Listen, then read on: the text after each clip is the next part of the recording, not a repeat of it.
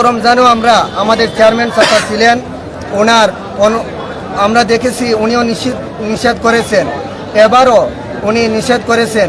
কিন্তু আমরা দেখতে চাই কার অনুমতিক্রমে এই মাজারের মধ্যে নর্তকী দ্বারা, এই নষ্টা মহিলাদের দ্বারা এই গান বাজনা আয়োজন করা হয়। এই নর্তকীর আমরা পরিচয় জানতে চাই, যারা এই গান বাজনা আয়োজন করে আমাদের এলাকাকে কলঙ্কিত করতেছে, আমাদের চেয়ারম্যান মহোদয়কে কলঙ্কিত করতেছে। মদরিস সাহর মাজার এটা এবার 37 বছর। সবচেয়ে বড় যে বিষয়টা হয়েছে, গতবার থেকে আমরা রমজান মাসও এই উরুসটা অনুষ্ঠিত হয়। গতবারও আমি চেয়ারম্যান হিসাবে আমার যেটুকু দায়িত্ব আছে, আমি একজন মুসলমান হিসাবে হয়তো আলিম নাই, কিন্তু মুসলমানের করে মুসলমান হিসাবে আমার কর্তব্য দায়িত্ব যেটুকু অবশ্যই আমি পালন করছি, এটা আমার ত্রুটি করছি না।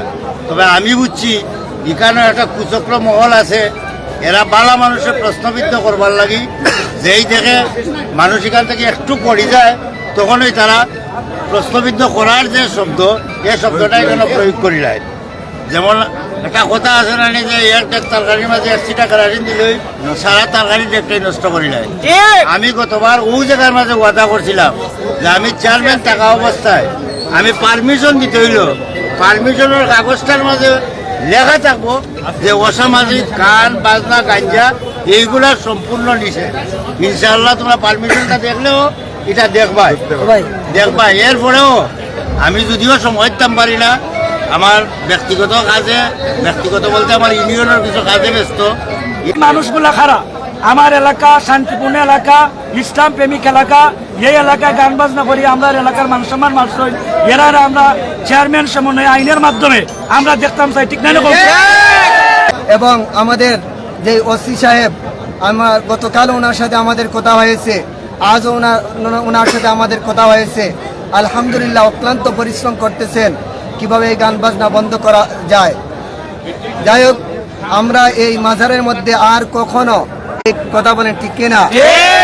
গান বাজনা যদি হয়, আর যদি এখন আমরা এখান থেকে বিদায় নেওয়ার পরে যদি এই মাজারের মধ্যে যদি কোনো গান বাজনা আয়োজন কেউ করে, তাহলে গান বাজনা এই চেয়ারম্যান সাহেবকে উপস্থিত রেখে আমি মৌলভীবাজার তরুণ আলেম সমাজের পক্ষ থেকে বলতে চাই যে গান বাজনা যদি করে তাহলে এই গান বাজনা কিভাবে বন্ধ করা যায় সেই নিয়ম কিন্তু আমরা জানি।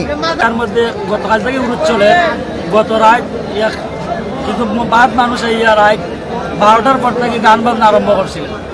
আসলে তৎকালীন সময়ে আমি অন্য এক জায়গায় থাকি, চেয়ারম্যান সাহেব যোগাযোগ করলাম, চেয়ারম্যান সাহেব কইলা ভাই গানের তো কোনো পারমিশন নেই, আমি মেলাতে আসলাম, গান বাজনাতে চলতে আমি দেখছি না।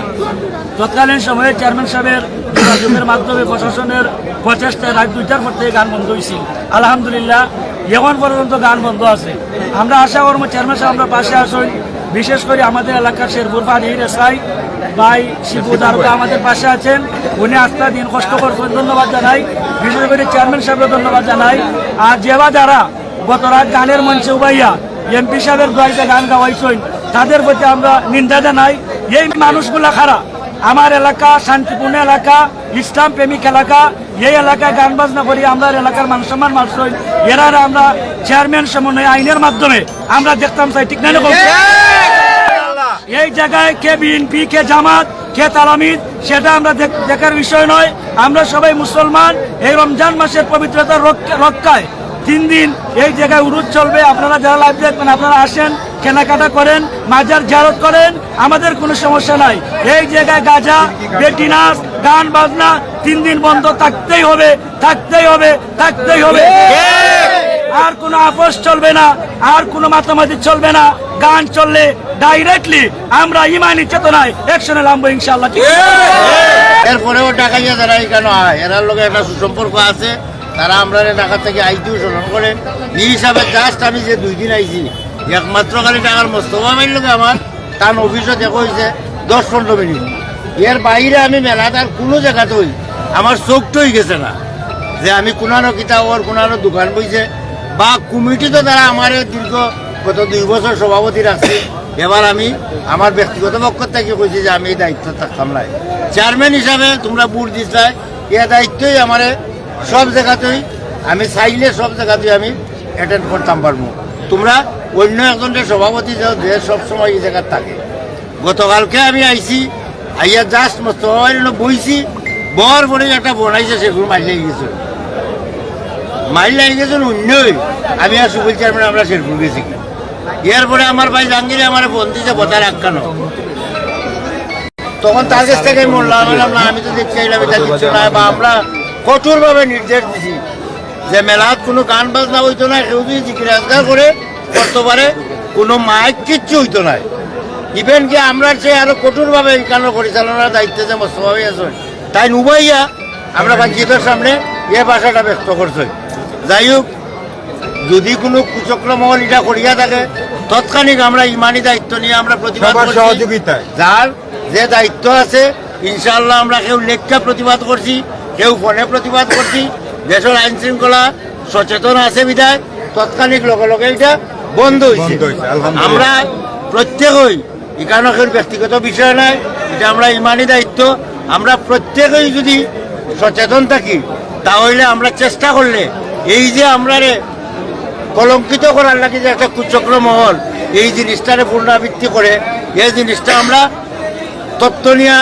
চেষ্টা করতাম আমরা এই জিনিসটা উদ্ঘাটন করতাম এই উদ্ঘাটনটা করে নিলেই ও যে আমরা কিছু মানুষ প্রশ্নবিদ্ধ আছি আমরা ইনশাল্লাহ জনতার সামনে আমরা পরিষ্কার সবাই ভালো থাকুক আমরা প্রত্যেকেরই দায়িত্ব যদি এখানে খারাপ কিছু হয় আমরা ইমানি দায়িত্ব হিসাবে যে যে সময় উঠি আমরা এখানে প্রতিবাদ করতাম আমরা কেউরে দোষী কেউরে গুলি না আমরা যখন সরজমিনে আইমু তখনই আমরা দেখতাম পারবো যে এটা আমরা এটারে আমরা সামনে দেখে প্রতিবাদের বাধা দেয় যে ওই বাধা দিব এওই আমরা যে কাজল সহযোগীকারী আর আমরা মুখে মুখে মানুষের কথায় কথায় একজন কুমার মানুষের দায়ী করা ঠিক নয় এটাও এই যে গান গাইতে যদি আমরা এটা বাদ মনে করি একজন বালা মানুষের আপনার ওনা কথায় দোষী সাব্যস্ত করা এটাও এটার থাকি ছুট নয় আমার অনুরোধ থাকবো দুইটা বিষয় আমরা যার যতটুকু জ্ঞান আছে আমরা সচেতন থাকতাম গান বাজনাও আমরা অসামাজিক কার্যকলাপ এখানে হইতো না না দেখিয়া না উন না কেউরে আমরা দায়ী হিসাবেও এ জায়গার মাঝে আনতাম না আমরা প্রত্যক্ষদর্শী না হইয়া সবাই ভালো থাকুক বাকি আমরা অকলর পক্ষ থাকি আইন শৃঙ্খলা বাহিনী হিসাবে আমার বাড়ির ইনচার্জ আছেন আমরা দিনবাসী সকল লোকের দীর্ঘক্ষণ আলোচনা হয়েছে এমপি সাহেব সহ আমরা সবাই একমত এখানেও একটা বাসিও আর বাঁচত না আপাতত আমরা এই জনতার সামনে বাড়ির ইনচার্জে আমরা দায়িত্ব দিলাম যদি তান্ডে মারিয়া কেউ কেন কিছু করে তাহলে এটার প্রতিবাদ আমরা করবো সুস্থ অবস্থায় থাকা অবস্থায় আমরা চাই না যে এখানে ওরা পাবলিকের লোকে আমরা অন্যায় অত্যাচারের জবাব দিতাম যেহেতু দেশের আইন শৃঙ্খলা আছে